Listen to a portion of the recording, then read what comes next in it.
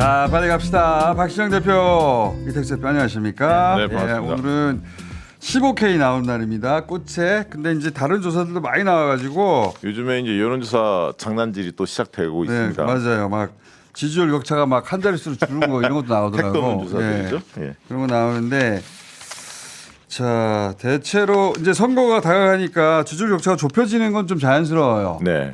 조금이라도 좁혀지는 건 자연스러운데 갑자기 이게 막 이제 보수 이탈층들의 지지 후보 없다라고 응답한 층들이 일부 이제 뭐 김문수, 이준석 쪽으로 조금 더 가는 그러니까요. 거는 자연스러운데. 근데 이제 한 자릿수로 줄어들어가지고 몇 프로 안 된다 뭐 이런 거 오차범위 이재명 후보 지지율이 너무 좀 낮게 나오는 조사들이 맞아요. 전에 예. 몇 개 있었어요. 근데 이재명 대표 지지율은 저희 뭐 조사 계속 해봅니다만 50% 선에서 거의 큰 변화 없이 계속 흘러왔는데요. 50. 이번 조사에 또 관심이 있었던 게 TV 토론 이후에 네. 과연 여론의 변화가 있느냐 네. 이제 이게 관심사일 텐데요. 15,009명 대상으로 여론조사 꽃이 네. 토요일, 일요일, 월요일, 화요일 4일간 조사한 결과인데요. 이 조사에서도 진보 25.1, 보수 28.8로 보수성의 응답자들이 좀 더 많았습니다. 많습니다. 네. 예. 그러니까 보수당의 응답자들이 많은 거는 지금 몇 달째 이어지고 있어요. 그렇습니다. 몇 달째 이어지고 있는데 그런데 그 투표를 하겠다 적극 투표층은 민주당이 또 높아요. 더 높죠. 예. 네. 자, 네, 그러니까 보면- 투표장에는 민주당 지지층이 더 많이 나올 것 같다. 네. 이 표보다. 근데 이제 요즘에는 이제 김문수 후보 지지층들도 충성도가 조금 높아졌습니다. 다른 조사들 보면 당연히 그렇겠죠. 예, 올라오고는 후보가 계속 있는데 유세를 하고 있으니까. 어쨌든 정당 지지도 보면 민주당이 일주 전 비교거든요. 이게 일주 전 비교를 해보면 49.3에서 50.4로 1.1% 포인트 오히려 상승을 했습니다. 민주당이. 더 상승을 예, 했고. 국민의힘은 1.6 빠진 34.6. 네. 양당 간의 격차가 15% 이상 지금 벌어져 있고요. 이 ARS라서 사실 가장 적극적인 응답을 하는 그렇죠. 그 고관여층 조사 예. 방식이거든요, 이게. 개혁신당이 1.5 상승한 7.6. 그러니까 개혁신당이 20, 30대에서 남성층 중심으로 좀 올라온 건 사실입니다. 예. 그러니까 리얼미터 조사랑 비교하면 같은 ARS 방식이다 보니까 국민의힘은 거의 같았고요. 월요일날 저희가 발표한 거랑 민주당이 한 4% 포인트 높은 수치입니다. 네. 자, 부울경에서 42.7대 43.5로 박빙을 보이고 있습니다. 저희 조사로는 예. 가상 대결을 붙여보잖아요. 그 예. 부울경이 올라왔다고 하는데 박빙이에요. 그렇죠. 예. 예. 박빙이고, 자 가상 대결 3자 붙여봤습니다. 3자가 아니라 삼자는- 그의 다른 후보까지 있으니까요. 아, 다자 그렇지. 대결이죠. 예. 다자 대결 예, 지지도 조사인데요. 조사인데. 예, 보시면 그 이재명 후보가 52.3, 김문수 35.1, 이준석 9.0, 그의 다른 후보 1.0 이 순이었는데요. 투표할 후보가 없다가 1.9밖에 안 되잖아요. ARS 조사니까 그렇게 그러니까요. 되는데요. 근데 전화면접 얼마 전에 우리가 6K 6,000명 조사를 했지 않습니까? 네. 그때 조사하고 좀 비교를 해드린다면 전화면접 조사를 했을 때는 이재명 51.8이었어요. 그러니까 이재명 대표 거의 똑같이 나옵니다. 네. ARS나 전화면접이나. 근데 김문수는 그 당시 29. 그다음에 그러니까 이준석은 5, 7.3. 6%가 예, 샤이 표심이 5, 6%의 샤이가 전화로 직접 물어볼 때 나 김문수야 말 못하다가 네. 그냥 삥삥 누를 네. 때는 5, 6% 나온다는 거죠. 샤이 보수가 있다는 거죠. 리얼미터가 그 전에 수목금 조사했는데 지금 꽃은 금토월 토일 월화. 토일 월화. 네, 근데 그럼 김문수, 이준석 두 후보의 지지율은 리얼미터랑 거의 똑같고요. 거의 똑같아요. 이제 이재명 후보만 2% 포인트 높은 수치입니다. 근데 확실히 이준석 후보가 20대 남성에서는 좀 반향을 일으키고 있습니다. 40.8까지 나왔는데, 근데 30대 남성은 21.6. 그 뒤에 40대, 50대, 60대, 70대로 나오면 4.8, 3.5, 4.4, 2.8. 그러니까 20, 30대에서만 딱 통하는 남성층에서만 통하는 이준석입니다. 30대도 안 통해요. 30대도 안 통하고 20대에 통하고 있습니다. 예. 20대에 통하고 있는데 근데 20대 남성들에게 이렇게 어필하는 걸 좋아할 일이 아닌 게 고립되고 있어요. 그 이제 소위 이제 세대 포위론을 주장했는데 거꾸로예요. 네, 모든 세대로부터 포위당하고 있어요. 맞습니다. 20대 남성만 네. 어필이 되고.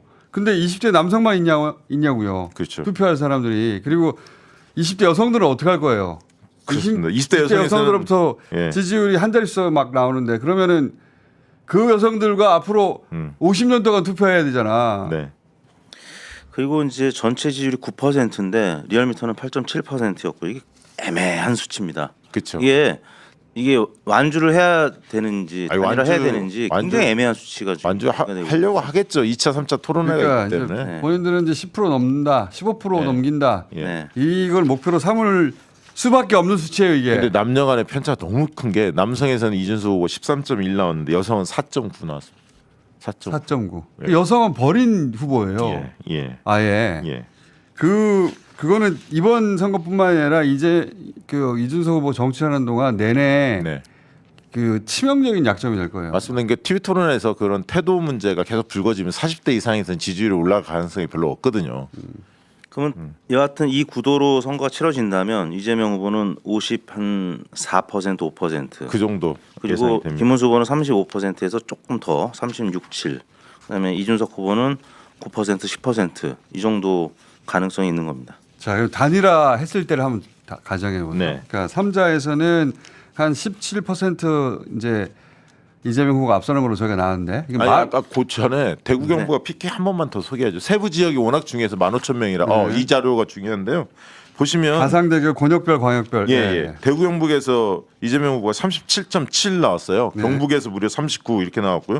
부울경도 2,113명에 해당됩니다. 숫자가 어마어마하죠. 부울경이 박빙이에요. 박빙입니다. 초박빙 우세입니다. 예, 44.6 이재명, 그다음에 김문수 43.9가 나왔거든요. 부산은 오히려 이재명 후보가 더 앞서고요. 47.5로. 이거는 1000명 조사하고는 비교하시면 안 되는 게 1000명은 부산 해봐야 100명도 안 되거든요. 그렇죠. 저희는 부울경만 2000명이에요. 15,000명 했기 때문에. 어마어마한 숫자입니다. 예. 그래서 이거는 유의미한 네. 통계 수치입니다. 그리고 실제 지난 대선 때 이재명 후보가 PK에서 30%대 후반 득표했거든요. 네. 그러니까 이번에 이 수치대로 40% 중반 나올 가능성이 매우 있습니다. 높습니다. 예. 그리고 대구 경북도 지난 대선 때 이재명 후보가 20% 이제 초중반 나왔거든요. 네. 근데 지금 대부분의 여론조사에서 30%대 중후반에서 40%대가 나오는 조사들이 있기 때문에 네. 그래서 30%대 후반 득표는 거의 확실해 보이고요. 네. 왜냐하면 지난 대선 때보다 지금 전체적으로 다 올라와 있기 때문에 그리고 지난 대선 때도 지금 이맘때 여론조사하고 실제 득표율이 별 차이가 없었습니다. 그 TK나 PK도 네, 마찬가지고요. 네. 그래서 대략 40% 안팎 대구 경북에서 득표할 가능성이 있습니다. 이준석이 대구, 광주, 울산, 인천 순으로 지지도가 높았는데 광주가 11.1까지 나왔는데 정청래 의원 분발해 주시기 바랍니다. 자, 그리고 단일화 얘기 계속 하잖아요. 지금 국민의힘에서 남아있는 그 변수라고 생각하는 거는 단일화밖에 없다고 지금 보고 있어요. 그렇죠.